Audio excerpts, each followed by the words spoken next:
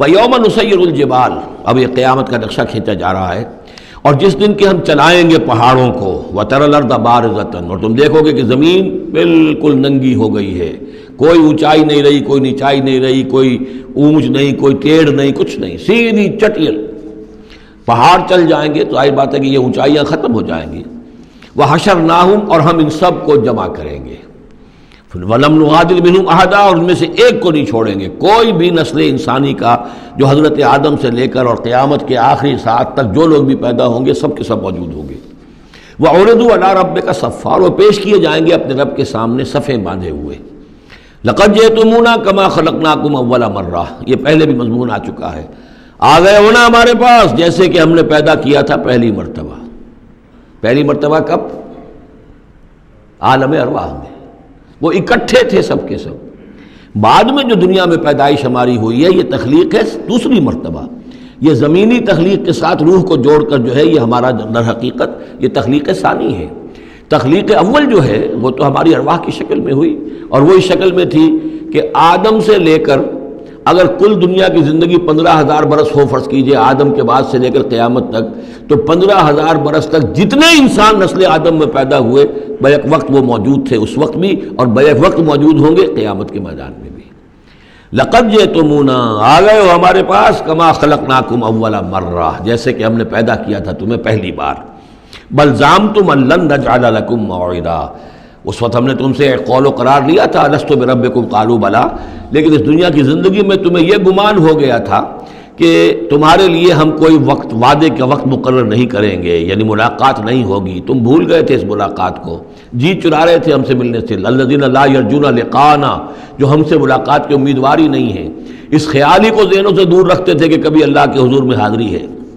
ووضع الکتاب، اور اعمال نامہ لا کر رکھ دیا جائے گا، وضع۔ اب وہ اعمال نامہ کیا ہوگا؟ کون سا جوائنٹ قسم کا کوئی کمپیوٹر ہوگا؟ ہر فرد نوع بشر آدم کی ہر نسل کا اس میں پورا کارنامہ زندگی محفوظ ہوگا۔ آپ کو معلوم ہے جیسے کمپیوٹر کے اوپر ایک بٹن دبتا ہے اور وہ سب آ گیا، اور ایک بٹن دبے گا اس کا پورا جو چھپ کر بھی آ گیا۔ ایک ایک فرد کی پوری زندگی کا ریکارڈ موجود ہے۔ جیسا کہ میں نے کئی بار عرض کیا، ان چیزوں کا ماننا اب جتنا آسان ہو گیا ہے، آج سے 100 برس پہلے ماننا اتنا آسان نہیں تھا۔ کس قدر گہرے ایمان بالغیب کی ضرورت تھی۔ آج تو یہ چیزیں ہمارے حساب کتاب میں آ رہی ہیں، چھوٹے چھوٹے سے بٹن کی طرح کا تو ٹیپ ریکارڈر ہوتا ہے کہ آپ سے ملنے کے لیے کوئی آیا ہے آپ کو پتہ ہی نہیں، اور اس کا جو بٹن ہے جو کوڈ کا آپ بٹن سمجھ رہے وہ ٹیپ ریکارڈر ہے، وہ آپ کے ساتھ جو گفتگو ریکارڈ ہو رہی ہے آپ کو پتہ ہی نہیں۔ جو صورتحال یہ ہو چکی ہے، ذرا لگائیے کہیں پر اور آپ کو معلوم ہوگا کہ آپ کی ساری گفتگو سن لیجئے آپ۔ تو یہ ساری ریکارڈنگ کے ہر چیز محفوظ ہو رہی ہے، اعمال نامے میں ہر شے موجود ہے۔ ووضع الکتاب، اور وہ لا کر اعمال نامہ رکھ دیا جائے گا، کہیں سے وہ کمپیوٹر شاید کس جگہ پر ہے، اور وہاں سے وہ انسٹال جو ہے وہاں سے لا کر میدان حشر میں ٹکایا جائے گا۔ ووضع الکتاب فترى المجرمین مشفقین مما فیہ، تم دیکھو گے اب مجرموں کو ڈر رہے ہوں گے، کانپ رہے ہوں گے کہ اس میں کیا کچھ ہے۔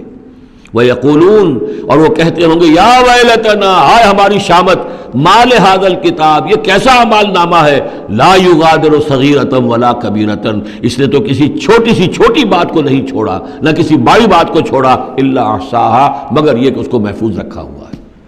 اس نے تو مائنیوٹس ڈیٹیلز کو بھی اومٹ نہیں کیا ہے۔ کیسا یہ اعمال نامہ، ما لہذا الکتاب لا یغادر صغیرۃ ولا کبیرۃ الا احصاها ووجدوا ما عملوا حاضرا، ما عملوا، اور وہ پائیں گے جو بھی عمل انہوں نے کیا ہوگا اسے موجود۔ ولا یظلم ربک احدا، تیرا رب کسی پر ظلم نہیں کرے گا، یہ تمہارے اپنے اعمال ہیں۔